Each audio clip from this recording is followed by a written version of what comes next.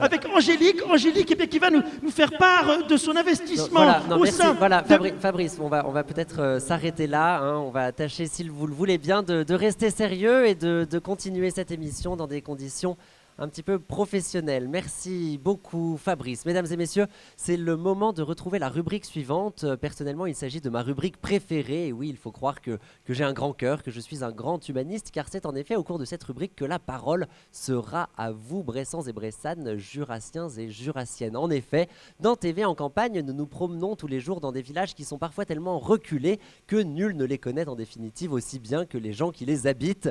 Et c'est pourquoi nous avons décidé de vous laisser en parler. Et bien entendu, qui mieux qu'une femme pour ses qualités d'écoute et pour son grand cœur. Cette rubrique sera bien entendu animée par Sandrine. Voilà, et cette rubrique, on l'appelle Paroles de ruraux.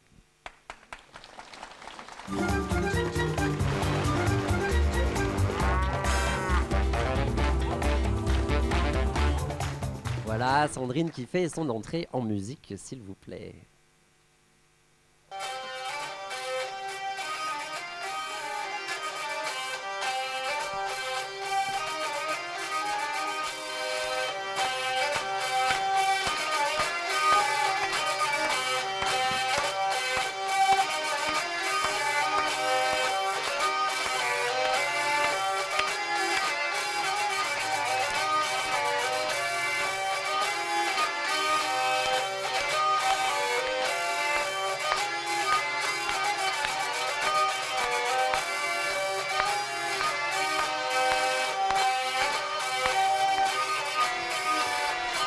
Eh bien,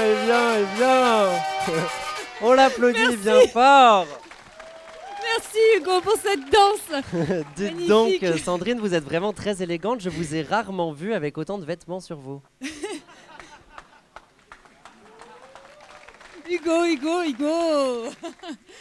Alors, pour apprivoiser l'autochtone, quoi de mieux que de revêtir la robe traditionnelle bressane, une robe que les Bressanes, justement, portent encore très fréquemment le dimanche ou bien les jours de fête. Alors, pour continuer notre divertissement, je vous propose un jeu. J'ai glissé dans cette tenue traditionnelle une petite erreur que je vous invite à découvrir. Alors, regardez-moi, cher public, cher Comnaillou, regardez-moi de la tête aux pieds et vous allez peut-être deviner je crois que madame, voilà. Alors, madame a été la première à lever la main. Eh bien, très Alors, bien. si vous voulez bien, je vous invite à vous lever et regarder droit devant vous la caméra qui se situe juste en face. Voilà. Alors, vous vous prénommez Evelyne. Evelyne, bonsoir. Bonsoir Evelyne. Evelyne, merci de vous prêter à notre petit jeu. Donc, vous avez la réponse. Oui, les chaussures. Les chaussures. Les Evelyne, vous chaussures. avez raison. Bravo Evelyne. C'était facile, merci. évidemment. Alors, Hugo, effectivement, je n'ai pas pu renoncer à mes escarpins et surtout, je n'ai pas pu trouver les fameux sabots, car tout récemment encore, Hugo, les Bressans et les Bressanes portaient des chaussures en bois. Eh Merci, oui, merci beaucoup Evelyne. Merci. Mais rassurez-vous Sandrine, l'équipe de TV en campagne vous a réservé une petite surprise. On sait avec quel acharnement vous les avez cherchés, ces sabots. Eh bien, nous les avons trouvés car vous mourriez d'envie de les porter. On le savait. Hugo, vraiment, quel coquin, Hugo. Alors oui, c'est avec beaucoup d'émotion que je vais chausser ces chaussures délicates, légères et confortables. Faites donc quelques pas Sandrine pour montrer à tout le monde. Ah oui, tout à fait. Je comprends les Bressanes. Oui, j'ai compris que j'ai eu un petit peu de mal à les abandonner. Hein. C'est vraiment tout confort, tout terrain, tout confort, c'est génial. C'est vrai Sandrine. Alors, que ces sabots vous confèrent l'élégance racée qu'ont souvent les femmes rurales. Bon, trêve de plaisanterie, Hugo. On continue dans ce petit jeu excitant, palpitant. Alors, je vais demander à, je ne sais pas, madame, voilà, je vais demander à cette charmante dame si elle veut bien se lever et regarder la caméra. Donc, Laurent a un petit peu de mal avec sa caméra, mais ça va aller. Venez. Levez-vous, vous êtes gentil, voilà. Vous vous prénommez ? Maryse. Alors, bonsoir, la caméra, Maryse. Elle est là. Ça y est, Laurent est en place. Maryse, êtes-vous Bressane ? Jurassienne. Alors, Alors, voilà, nous sommes un petit peu dans le... Je ne sais pas quoi dire. Jurassienne, Au cœur du Bressane- conflit, au cœur du conflit. Est-ce que nous sommes au cœur du conflit? Ma foi, jurassienne, Bresse-Jurassienne. Eh ben voilà, Ah, on a trouvé, c'est très Bresse-Jurassienne, bien. c'est très bien. Alors, je vais vous demander de me définir la Bresse, justement, en 3 mots. Que diriez-vous? Au point de vue des paysages, la verdure, le soleil, l'eau, les étangs. Oula, mais que Là, de ça mots, fait- que ça de fait- mots, c'est très bien, c'est poétique. Belle définition de la Bresse, merci beaucoup, merci pour Merci, votre Maryse. participation. Nous continuons. Alors, allez, un jeune homme, il n'y aurait pas un petit... Voilà, un jeune homme. Vous êtes charmant, alors vous vous levez, vous regardez droit devant vous la caméra, vous vous prénommez? Pierre. Bonsoir Pierre. Bonsoir Pierre. On applaudit très fort Pierre qui se prête au jeu. Alors, si vous allez me répondre par Bresse ou pas Bresse, c'est pas compliqué. Si je vous dis le dimanche à table, les femmes d'un côté et les hommes de l'autre, Bresse ou pas Bresse? Bref. Oui, Et bravo. oui. Bravo. Alors, une boîte à meux, 5 €, oh, non, on lui offre. Ah oui, avant j'ai eu peur, j'ai cru qu'il fallait... Non. Alors, on vous l'offre de bon cœur, la boîte à meux TV en campagne, qui est à 5 € ce soir exceptionnellement. Voilà, mais nous, on vous l'offre. Merci beaucoup, Merci, Pierre. Nous continuons. Alors, on continue et on va interroger madame qui voudra bien se lever, regarder la caméra qui se situe là. On la perd un petit peu la caméra. Vous voulez vous approcher? Voilà. Alors vous vous prénommez? Eliane. Eliane, on applaudit très très fort Eliane. Bonsoir Eliane. Bonsoir Eliane. Alors Eliane, êtes-vous bressane? Pas du tout. Pas du tout. Voilà, quelqu'un qui nous répond aussi simplement que ça, pas du tout. Mais je peux quand même vous proposer le jeu Bresse ou pas Bresse. Si vous... Bon, eh bien alors je veux. Alors, si je vous dis 63 aires de stationnement pour camping-car, Bresse ou pas Bresse? Pas Bresse. Ben, vous avez gagné. Bravo. Vous avez gagné, bravo, un petit peu au hasard j'imagine. Mais la Bresse contient pas moins de 67 aires de stationnement pour camping-car avec approvisionnement et évacuation en eau. Bravo. Merci. Vous pouvez vous asseoir. Une charmante jeune femme qui voudra bien s'approcher. Voilà, ce jeu est vraiment palpitant, excitant et nous permet de découvrir des beautés, les beautés de la nature. Comme quoi, en Bresse, nous pouvons être jolis et bressanes, c'est vrai. Alors, vous vous prénommez? Virginie. Virginie, on applaudit Bonsoir, très fort Virginie. Alors Virginie, j'imagine que vous êtes bressane. Oui. Oui, hein, voilà. Et j'imagine aussi que vous portez encore régulièrement cette tenue que je trouve, ma foi, ravissante. Non. Non. Bon, voilà. C'était une idée. Alors, je vais vous proposer le fameux jeu Bresse ou pas Bresse. Si je vous dis... Donner les mots pour définir la Bresse. Mais oui, mais tout à fait, il n'y a pas de souci. Alors, on y va. Alors, les 3 mots pour définir la Bresse. On vous écoute, Virginie. Alors, si je devais définir la Bresse en 3 mots, je sais pas, je pense que je dirais service public minable, chômage, isolement, les postes qui ferment. Enfin, en fait, non, je suis désolée de péter l'ambiance, mais j'ai pas super bien compris le principe de l'émission, si c'était pour se moquer de... Alors, c'est très simple. Pourtant, Virginie, je crois qu'on ne peut pas faire plus simple. Hein, une évocation Non, de la mais Bresse excusez-moi, dans son charme. je trouve en fait que depuis le début, c'est vraiment très très cliché tout ce qui se déroule là, et que effectivement la Bresse, c'est les volailles, etc. Mais on peut aussi mettre 2-3 chèvres et se rouler dans la paille, et comme ça... Eh bien, on pourra y Bravo, penser merci si vous le pour voulez, cette- Virginie. Pour cette Merci. fabuleuse idée. Non, Merci. mais c'est pas drôle. En fait, bon, ok, parce qu'en fait, je pense que puisqu'on est réunis là, peut-être... Ça, c'est mon nez, ouais. Pardon. Voilà, ok, ça c'est ma bouche, merveilleux. Ok, donc je pense que peut-être puisqu'on est réunis tous là, on peut parler des sujets qui intéressent vraiment les gens. Eh bien, écoutez, allez-y, Virginie, on vous écoute. Ok, et ben en fait, voilà, moi je voudrais parler d'un Non, parce que- sujet. voilà, écoutez, la parole est à vous. Si vous savez vraiment ce qui intéresse Oui, les je gens, pense allons- effectivement Eh bien, savoir ce allez-y, qui intéresse Virginie, vraiment les on gens. vous écoute avec grand Peut-être plaisir. plus effectivement que les aires de stationnement pour Eh camping-car. bien, on vous Voilà. écoute, Virginie. Ok, donc il y a un projet de site d'enfouissement des déchets nucléaires qui va voir le jour sur la commune de Comnagne. Les travaux, franchement, ça n'a rien de drôle. Les travaux commencent au mois de novembre. Donc ça, par contre, personne n'en parle, personne n'est au courant. Comme Monsieur le maire est là, on va peut-être avoir possibilité Voilà, eh bien, de parler des... Voilà. Merci Eh bien, Virginie- beaucoup, non, la Virginie. Virginie. Virginie, merci. On applaudit bien On fort applaudit, Virginie on pour son l'applaudit. courage. Voilà. Non mais Virginie, on va... Voilà, Virginie, prenez place. Sachez tout de même que, Virginie, que tout ce que vous nous apprenez, nous en sommes au courant. Nous sommes des professionnels du journalisme et nous sommes bien entendu au courant de tout cela et nous n'aurions pas évidemment évoqué comme Naï sans en parler. Eh bien, Voilà, dis donc, tout à fait. Sandrine, un parole de ruraux un petit peu épique. Un ce petit peu soir. épique, intense, mais ma foi, hein, une belle parole de vrais gens. Voilà, merci Sandrine. Alors Sandrine, restez Oui, donc avec c'est moi ça. pour la rubrique suivante, hein, puisqu'il Oui. s'agit de la rubrique Campagnard De vivre.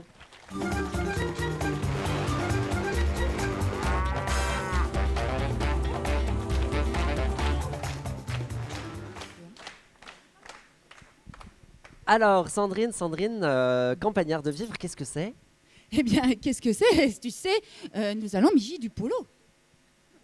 Excusez-moi, je n'ai pas compris ce que vient de me dire Sandrine. Est-ce que je peux avoir un traducteur dans l'oreillette peut-être? C'est normal, Hugo, puisque je parle le patois. Le patois, une langue absolument passionnante, à la limite entre la langue d'oï et la langue d'oc. Une frontière que l'on retrouve également sur l'architecture locale, notamment sur les toits. Merci, bravo Sandrine. Voilà Sandrine, on est un petit peu pressé par le temps maintenant.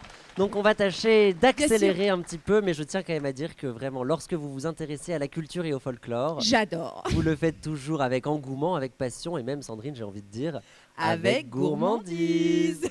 Et je rejoins notre ami Jean-Marc Pernin, qu'on applaudit très fort. Bonsoir Jean-Marc. Jean-Marc Pernin de l'auberge des Trois Barbus à Saint-Germain-sur-Seille, une auberge dont la devise est manger à la campagne sans vous mettre sur la paille. Alors c'est notre grand chef Jean-Marc, hein, et il a décidé de nous présenter sa recette de... C'est un poulet de Bresse rôti au Macvin du Jura. Ah, superbe! Alors les filles, on prend des notes, on va découvrir ensemble les astuces, les petits conseils de notre grand chef Jean-Marc. Alors on vous écoute Jean-Marc, première étape. Alors, première étape, eh bien, il faut choisir un poulet de 3 kg, 3 kg 5. C'est donc Jean-Marc à peu près le poids d'un nouveau-né à la naissance, je crois. Non, hein, les poussins à la naissance font 20 grammes.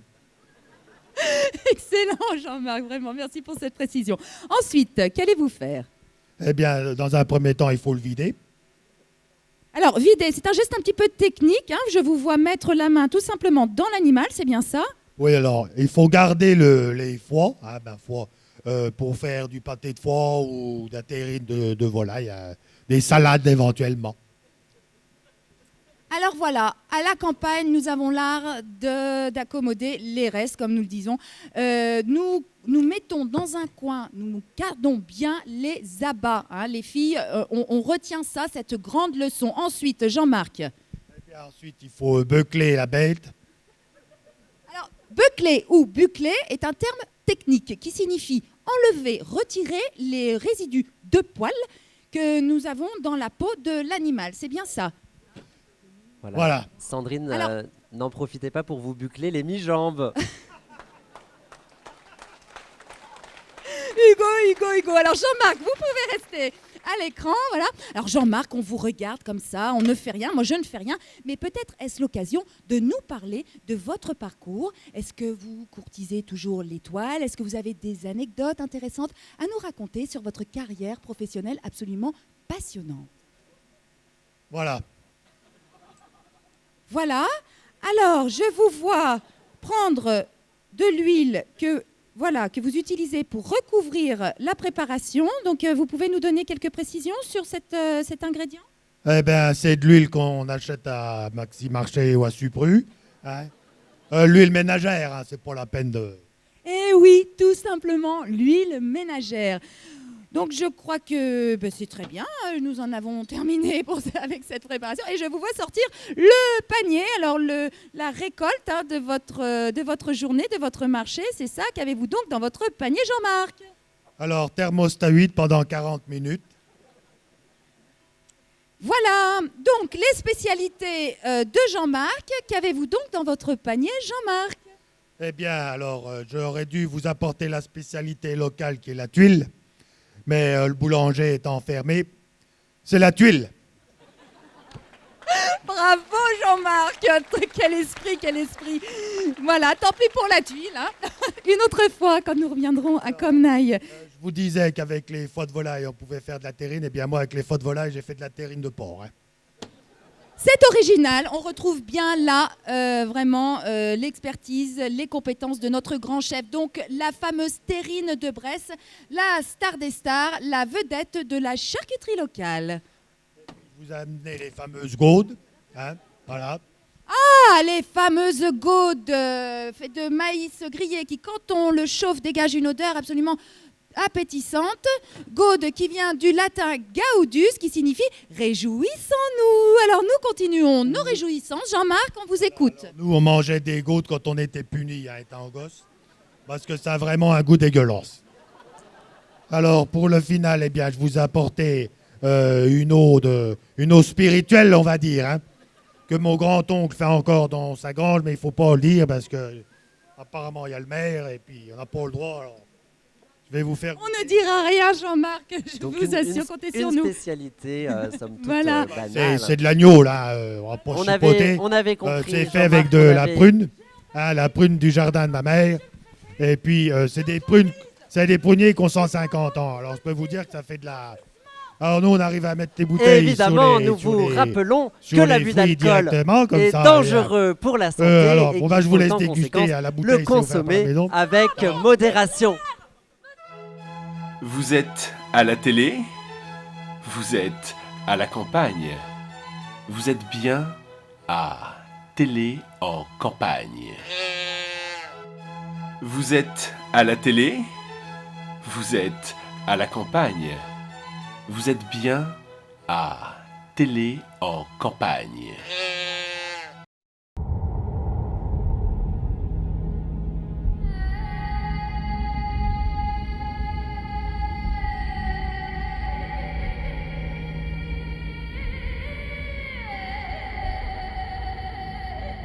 Voici les traces de nos origines. Au commencement, notre planète n'était qu'un chaos de feu. Un amas de poussière agglutinée semblable à tant d'autres dans l'univers. Et pourtant, ici est né un miracle, la vie.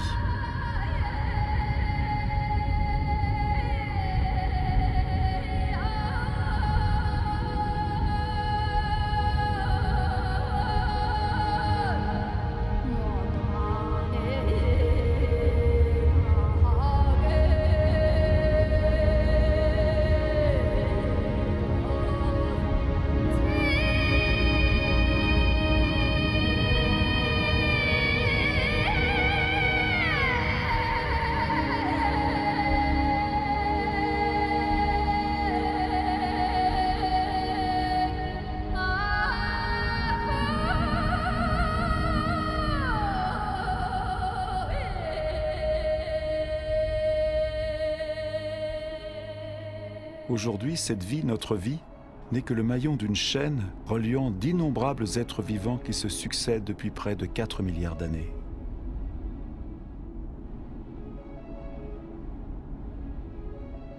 Aujourd'hui encore, les volcans continuent de sculpter nos paysages.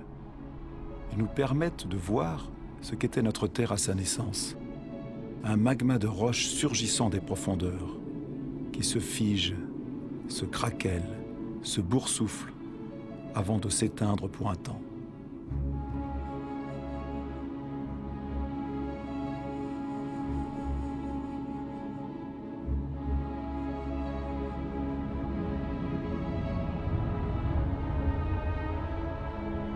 Ces fumées, issues des entrailles de la Terre, sont les traces de l'atmosphère des origines.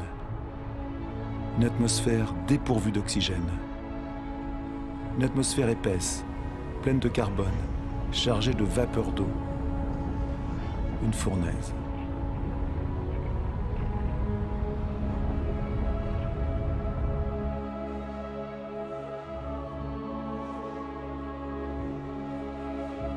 Et puis la Terre s'est refroidie.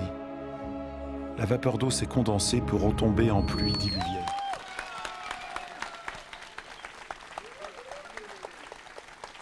arrivez en campagne, c'est votre village sur un plateau. Nous sommes toujours ce soir en direct de Comenaille dans le Jura avec un public chaud, chaud, chaud. Ça va toujours Comenaille?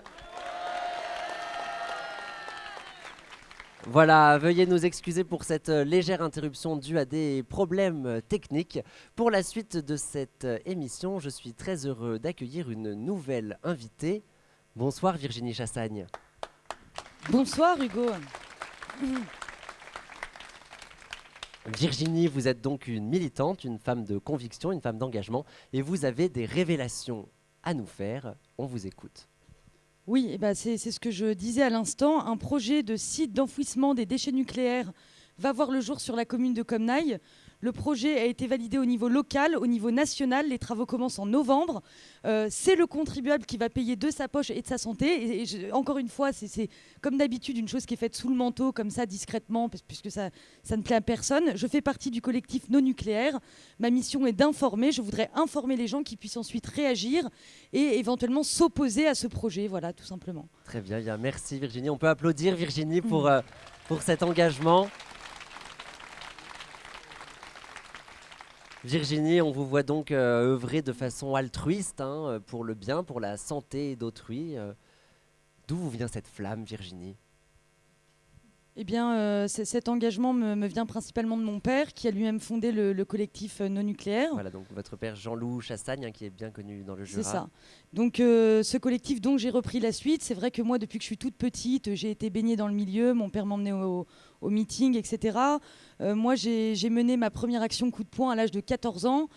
J'ai fait une grève de la faim pour protester contre l'abattage systématique des chevaux blessés à l'abbaye de Cluny. C'est vrai, et oui. Voilà. Donc autant dire que j'ai ça dans le sang, quoi. Et donc Virginie, aujourd'hui, dans ce combat qui est le vôtre, on imagine que votre père est très fier de vous. Oui, enfin j'imagine que mon père serait très fier de moi s'il n'était pas décédé il y a 3 ans, mais je pense que de là où il est sûrement très fier de moi, oui. Est-ce que l'on peut vous demander, Virginie, de quoi est décédé votre père? Oui, mon père a contracté un cancer qui s'est généralisé. Je vois pas très bien le motif d'applaudir, mais bon, bref. Des suites de son exposition prolongée aux radiations nucléaires. Donc voilà, l'engagement de mon père lui a coûté la vie et voilà. Très bien. C'est tout à fait noble de sa part, Virginie. On sent tout de même votre gorge qui se serre, Virginie, votre voix qui tremble lorsque vous évoquez ce souvenir qui est celui de votre papa. Est-ce qu'il y a encore, Virginie, en vous aujourd'hui, une certaine souffrance? Évidemment, une souffrance, oui, il y en a une, mais j'ai envie de vous dire que plus qu'une souffrance individuelle, c'est d'abord la souffrance de toute une génération de militants qui perd son leader. C'est dur de rebondir, de continuer la lutte, mais on y va, on n'a pas peur, on fait sans lui. Et puis j'ai envie de vous dire, après, d'un point de vue plus personnel, il était comme un père pour moi. Donc évidemment, je fais avec, je fais sans, je m'adapte, quoi. On vous admire vraiment, Virginie. J'aimerais à présent revenir avec vous sur l'aspect sanitaire de votre engagement. Aujourd'hui, lorsqu'il est question de nucléaire, il est question de cancer, de maladies neurodégénératives, mais également d'infertilité